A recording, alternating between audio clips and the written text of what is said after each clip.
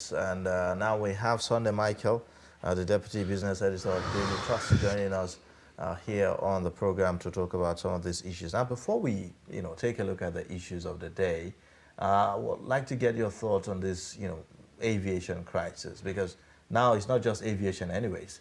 The whole petroleum and energy sector in the country, and now, by extension, the aviation is also affected, by that. How much of a problem is this? I think it's obvious the enormity of problem we are dealing with. The country is in a near paralysis, if you like. The birds are not flying, the cars are not moving, the houses are not lit. Just about everything is on a standstill. I was driving to this point, and up till this day, some 6 weeks after, we are still battling to get first. People are still spending anywhere between 30 minutes and 1 hour on queue just to get petrol. Schools are calling parents to say, we are unable to pick up your wards today from your houses because the school buses don't have fuel. You don't have even the ones to power your small generators to provide the alternative power for your households that the public power holding or the private power holding companies are unable to pass to you. Yesterday we heard about that we lost another 1,100 megawatts from a grid that is even suboptimal, that was managing to produce somewhere around 3,000 megawatts all week after a near total collapse somewhere within last week. We are also hearing that diesel is nearing about 800 naira per liter in Lagos, the heartbeat of businesses in the country, and so half of the offices had to shut down because even at that price, they can't find the diesels to buy. I mean, you can go on and on and on and on and on. The impact is just permeating just about every facet of our national life. And what is painful is that what seemed to be engaging the minds of our politicians is how to perpetuate themselves come 2023. It's sad. And, going by projection, if we may, into the GDP of the first quarter of the year, what is it likely to look like? I mean, what is it likely to be? Even the distortions we had on petrol alone for nearly 4 weeks was enough to alter those projections, because what we are seeing today is an increase in food prices occasioned by an increase in transport, occasioned by the near absence of supply of fuel. We are also battling with a number of us, you and I inclusive, who had to fix our vehicles from damaged or poisonous petroleum product in a country where you have all kinds of regulatory activities around that sector. We are battling with providing our own power, whether for businesses or for households. So can you imagine what it will be if, say, a barber's shop that relies on generator at, say, 160 naira per liter, now buying the same fuel anywhere between 400 and 500 naira per liter? It is likely to land us into another recession. But because we don't take these signals anywhere serious, all these simple indicators that have the capacity to stretch the already difficult situation we don't take them seriously. If we are worried about those indicators, then leaders should be seen up and down, not just offering lame excuses on TV or even trying to explain away what is happening. I mean, imagine the House of Rep calling airliners and aviation marketers to come and agree on a price in itself that look ridiculous. 500 naira per liter for aviation fuel from 200 naira only a couple of weeks back. That they could even agree to drop from 600 to 500 means whatever they are making as a margin per liter is even outrageous. I mean, why should we even be discussing that? For products they brought into this country 1-2 months ago, even before the commencement of the Russia-Ukraine crisis. It shows you a complete absence of supervision, of absence of leadership.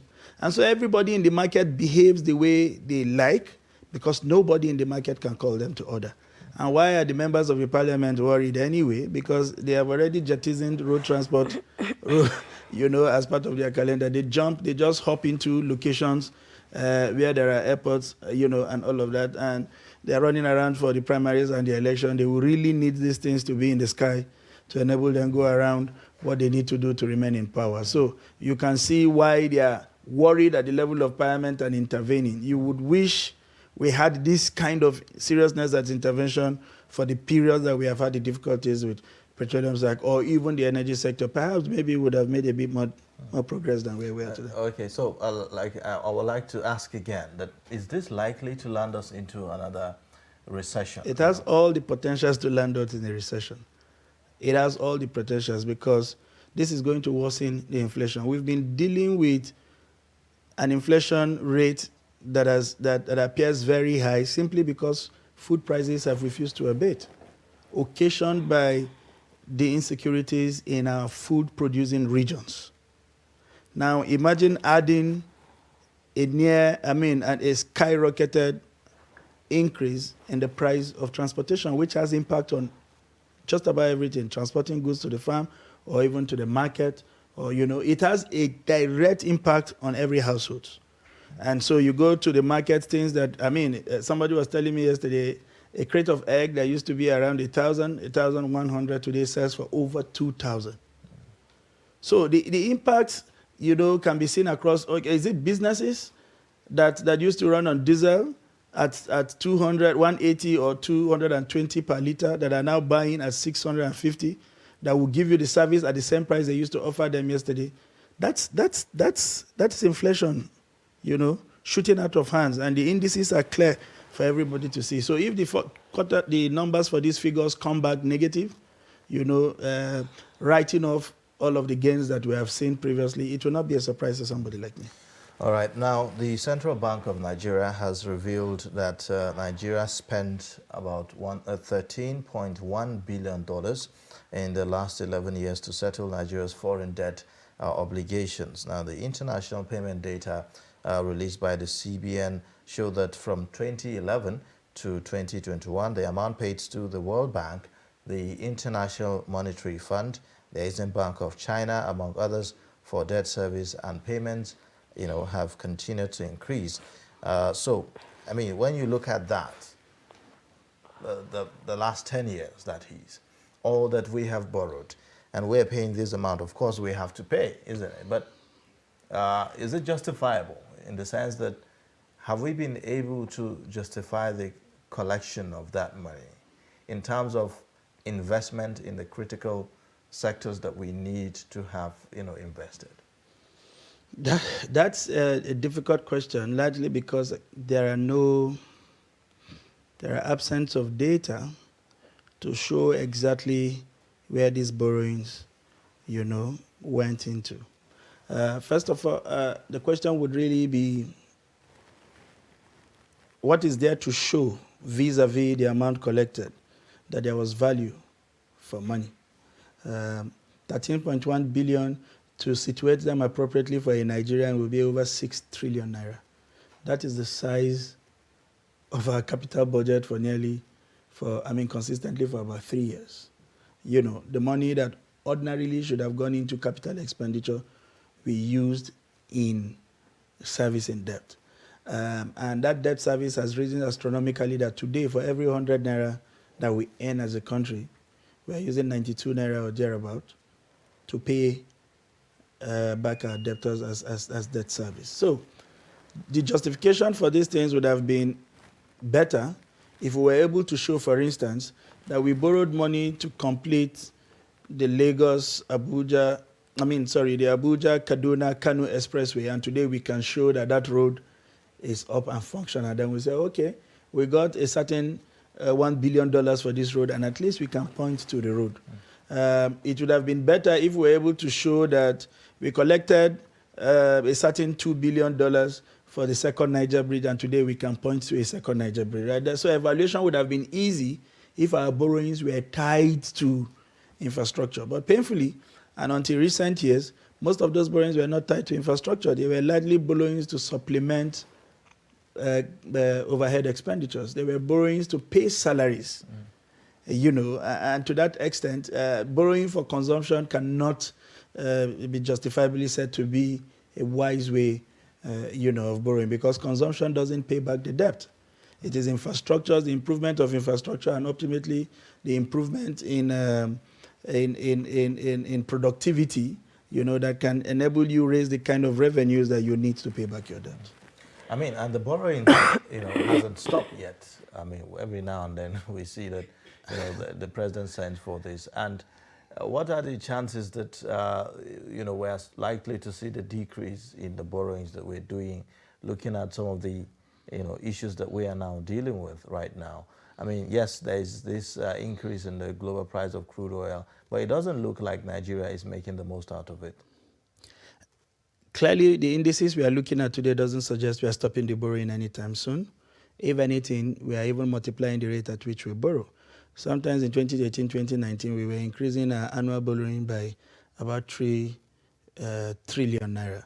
But in 2020, we borrowed 5 trillion.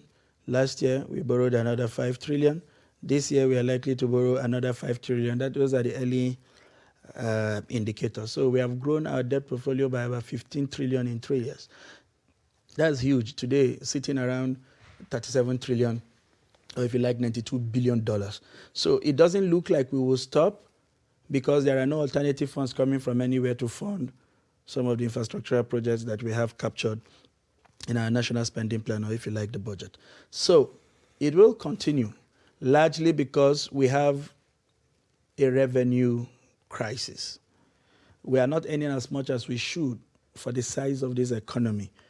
And when I say earning as much as we should, we are talking about diversified earnings, from especially non-oil sectors. Quite a number of sectors in Nigeria are just there for the naming.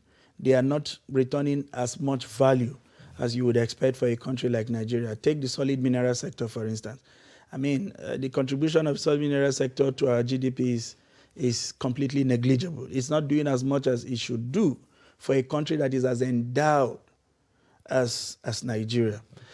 You would think, for instance, that if we were very serious, even though agriculture is doing so much, it should be doing in quadruples of the current number it is doing. You would think that manufacturing, if they had the right kind of government support, should be doing far much more than they are doing, because it is in these sectors that you have the potentials to create jobs and to create wealth. And until those sectors are taken for the seriousness that they deserve and the attention that they really deserve, rather than mere rhetorics, and when we allow them flourish the way they should, we'll continue to look up to oil.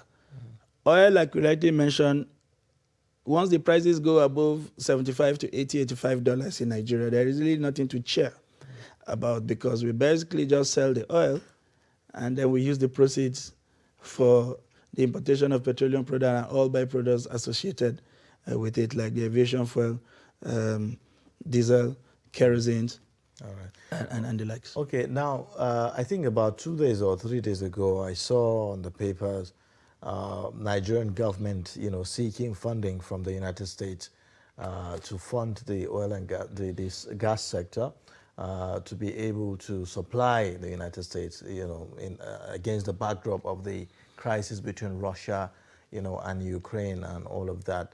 So if you look at something like that, does that present us with the crisis now? Does it present us with an opportunity to make some kind of fair deal, with, some of these international, I would say, foreign bodies rather? To be honest, I do not think that the absence of the crisis between Russia is what has prevented us from making a fair deal. I think we have never really taken the potentials of these sectors to change our narrative seriously.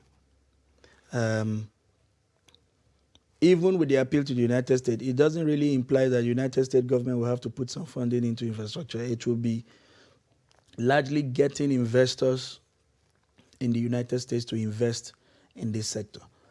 But investments, investors, as the case may be, are not just dullants who are just sitting and waiting for you to appeal to them and they move capitals into your system. They are scanning on their own without even an invitation.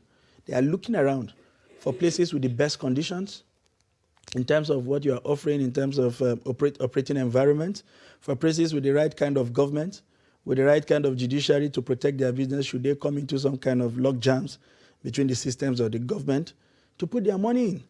And the opportunities will not only exist in Nigeria. In the African sub-region, we have competition. And these places are coming up with all kinds of innovations and incentives to attract FDIs. And until we are willing to wake up to match the kind of incentives they are providing, or even better, capitals would not just wake up and flow into this country. So it is more a question of how we put our house together with regards to implementing the petroleum industry bill and all of, all of the innovations, all of the incentives thereof, which in a way shows us off as a serious nation that is desirous of attracting new funding into oil and gas. Other than that, merely just sitting down and appealing while dealing with the kind of circumstances we have would not help matters. I mean, we woke up yesterday to the news of Ajib declaring a force majeure because some of his pipelines were ruptured. And therefore, they are saying they would not be able to meet contractual obligation because of what is described as a natural disaster, because that's the condition they didn't create. It was ruptured by people from around that environment who may be using that as a window to protest their grievances either against Egypt or even against the Nigerian state. These are the kind of conditions that oil majors contend with, right? And so the question would be, why would anybody reading that kind of news find your environment the most suitable, to bring in fresh funds? All right. Now, I mean, so if we do not, we've been talking about this ease of doing business. We've been talking about creating the right business environment for people to be able to come and invest in Nigeria. Definitely is our way out, of boosting revenue and all of that, because clearly, public funds and, it's not there really. So looking at, all the loopholes that we are having, how can we block some of these loopholes to show up revenue so that at least we can cut down on these borrowings? There are quite a number of options that are available to Nigeria. To be honest, it is the economics, has evolved so much that we cannot say that where we are is an impossible situation. There are quite a number of options available to us, and these options are multi-sectorial, they are multi-dimensional. On the one hand, we know some of this borrowing are done, to augment public spending on overhead, largely salaries. And so the question would really be, do we need the current size of the civil service we have? That's a question we have always run away from. Every government is not interested in answering this question.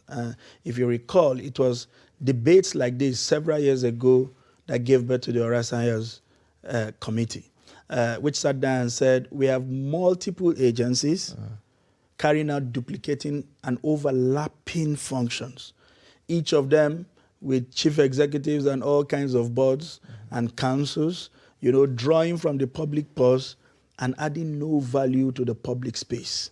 We needed to either merge or even outrightly scrap some of them.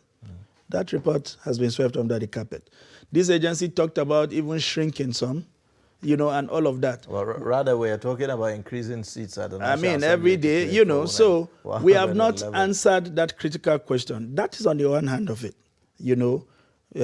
managing over bloated public service. And so the painful thing is, the size of the public service is just a miniatural aspect of our population, takes up all that money to the detriment of people who are working in the private sector and adding value to the public space. So you have a country who are taking our general patrimony and spending it just on a fraction of our population to the detriment of people. Because the only way you and I who are in public service, who do not draw salaries from the government circle, the only way we benefit from government activity is when the roads are tight, when power is made available, when we can buy fuel with ease. That's the only real benefit we can connect to.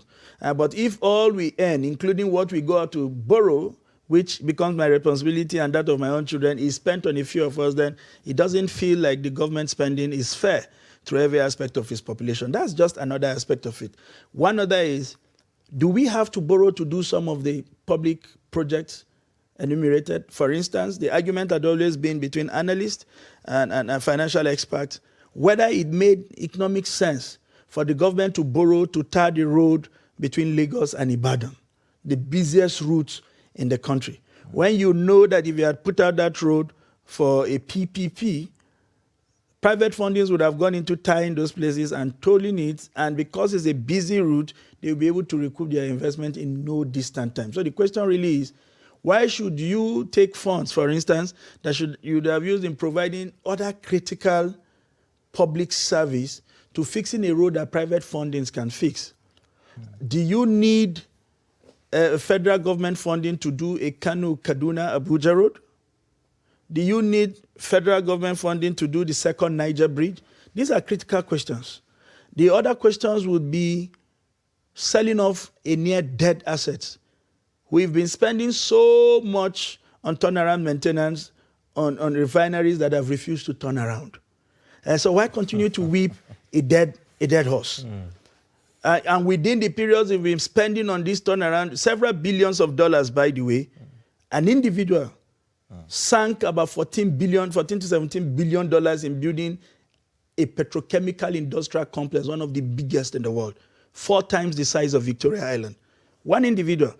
So how do you explain how government has not been able to turn around 4 refineries with all the resources available to you and the personnel, and one individual will start from scratch, from filling a ground to finishing up a petrochemical concept that is now producing fertilizers ahead of official commencement of the production of fuel and all of that in 3 or 6 months. So those are options. There are other options that were provided as debt swap.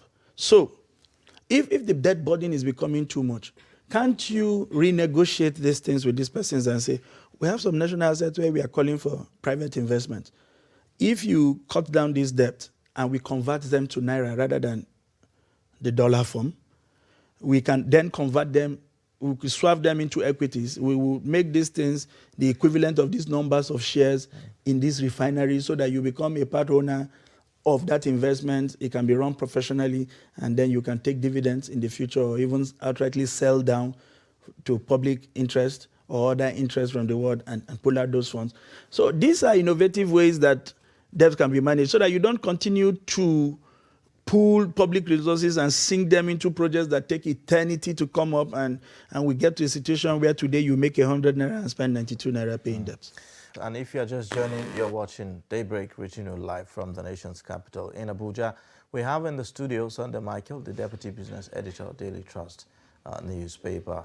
Now we are talking about Nigeria's debt rate and the debt servicing and how much it is taking out of the country's revenue. And now we are talking about alternative sources of funds, aside these borrowings that we've been doing, like we saw based on the report that was released by the Central Bank of Nigeria, over $30 million was paid to the IMF, the World Bank, the Exim Bank of China, and other borrowing platforms.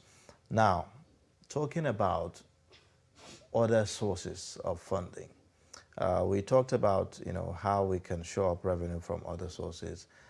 Certain projects can actually be done by the private sector without necessarily federal government engaging in that. But in recent times, we've seen that with the NNPC project, talking about the tax credit projects, in some of the projects that the federal government is doing. Do you think that is coming late? Maybe we should have started 10 years earlier. Like you said in the program before this, it's better late than never. But the tax credit initiative already is intervening in over 10 roads, critical roads, on the, I think, Aba Port Harcourt Expressway, Enugu Onitsha Expressway, I think some portions of the Ilorin, Ogbomosho, Oyo, Ibadan Expressway. I'm not sure if they are the ones, on the Benin or Expressway, or it's the Sukuk 123 that is there. But we have seen these are innovative financing, that is taking the burden of the federal government, sinking these amounts directly into these places. And because it will be taken out as tax credit to this company, what it then means to us is we'll have this road fixed, first of all, according to the specifications that are approved by the Federal Ministry of Works and Housing, without necessarily belaboring the government in terms of raising these monies from our coffers, and then designing frameworks that make taking out this money in such a manner that doesn't also rob government of so much revenues to meet other obligations. So if a company, for instance, brings out 10 billion to fix a road as approved on the tax credit, usually it will be given the company as tax credit over a number of years. They keep taking it out of the taxes that are due to government over a period of years. So the burden that is borne by government is spread over a period of time such that the impact is not in one fell swap. So that's innovative financing. Those are the kind of things we are talking about. Can that apply to just literally every project? Say, for instance, the rail project, for instance. Absolutely. In the case of the rail project, maybe not directly as you have with the roads, but what in the rail project, as we have seen in other claims, we have seen a build, operate, and transfer, build, operate, and own initiative. So government more or less identify the corridors that are critical, and then government comes up with some kind of arrangement through the Infrastructure Concession Regulatory Commission to say, this is what we want to achieve, this is the standard we are looking at, this is the funding it may take, these are the kind of concession we are offering, this is our estimation of the volume of traffic that these places will take, this is how we want it done. If you can bring the funding to provide the rail as a corridor, then every wagon that runs on this rail, whether public or private, will pay you a certain amount of money over a period of time. If you also want, you can approach us for a holistic development, like build the tracks, put the wagons, and run it, and return to us instead taxis and what have you, as we have in the case of states that own private airports, right?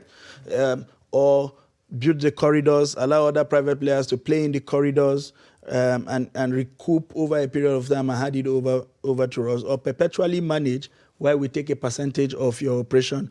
Or once you have built it and it is complete and we have certified that this is complete, you would transfer 40% of the equity or the stake of that business to us. You retain 60, or transfer 49% and retain 51, and then we'll continue to run it as a going concern forever, and you continue to make your money while we all pay taxes to government. So you see, the models are many. Mm-hmm. The question is whether we are willing to try out those models. Now, talking about taxes, there are those who have made the argument that perhaps we should see more Nigerians pay more tax to government. Are we doing enough in that regard, in your own experience? You can't tax a dead business.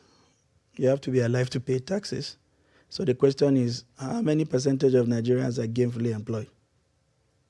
And that is why even when companies make losses, there's nothing to tax. You tax profits. You don't tax losses. So even if I'm in a business and I can't break even, what is there to tax?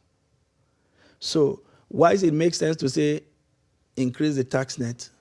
Who are we even looking for? The question would really be, let us create the conditions that would create wealth, that would then create taxes. That's what makes sense. It's not about, every time we hear about increasing the tax net in Nigeria, well, some have argued that it's about bringing people who are not on the tax net into the tax net, the informal sector. Yeah, but that's one. But what we have often seen is belaboring the few who are paying to even pay more by introducing all kinds of extraneous tax. Today, the only way we are maintaining our tertiary institutions is from the 1% education tax funds on the profits of bank. There is another kind of tax fund that is also there for UBEs. So all kinds of, there is an ICT tax fund on every ICT item that comes into this country. There is a vehicle tax that funds the Nigerian Automobile Council.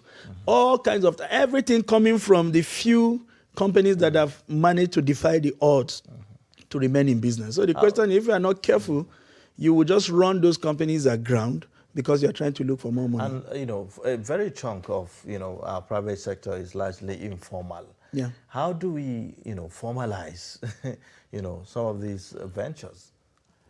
And, why are we not doing as much, when it comes to, formalizing them would not only be about merely being interested in capturing them for tax purposes.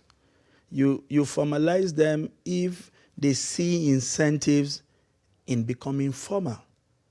They have seen people around them who are registered businesses struggling to fare. Why do you think they want to come under that bracket?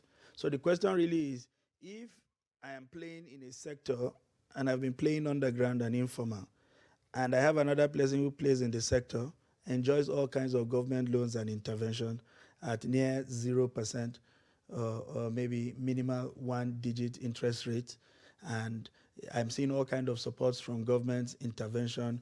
I see how he gets easy access to government incentives or even export promotions or all kinds of things. Why would I not strive to come into the same bracket that will enable me enjoy the same incentive?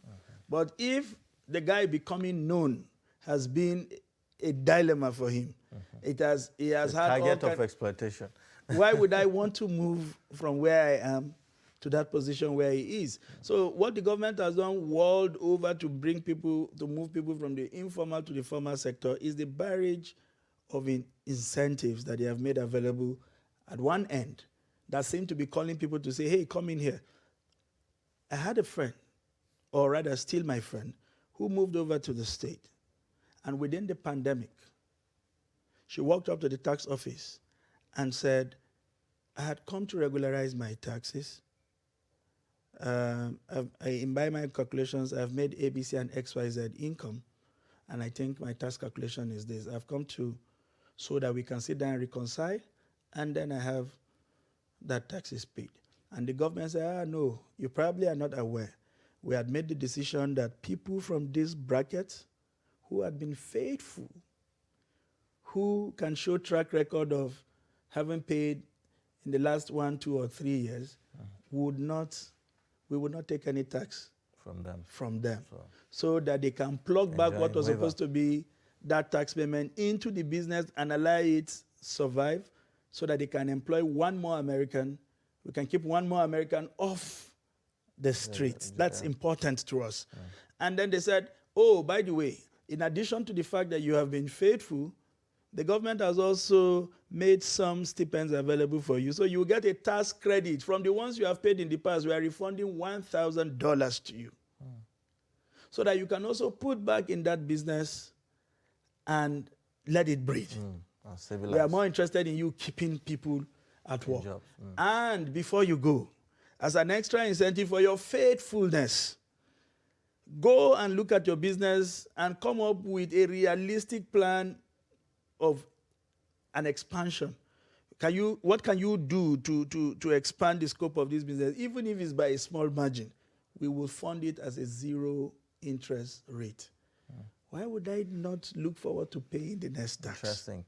Interesting. In other words, we should be looking at incentives on how to make It's more about incentive, because until you create wealth, you cannot tax it. All right. Well, quite a lot to chew, as far as this is concerned. It appears that, the way to, move away from borrowing, it has more to do with fixing our, internal workings and the systems and structures that we have in the business environment. Well, thank you so much for joining us on Daybreak. My pleasure morning. Again. Yeah. All right. With that, we have come to the end of the program for today. It's been quite interesting, really. And those who have missed can always catch up on our YouTube and also connect with us via our social media platforms. There you can see other programs as well. Join us tomorrow for another time on the program. My name is Ayuba Ilya. And I'm Zainab Bala. See you tomorrow. Bye for now.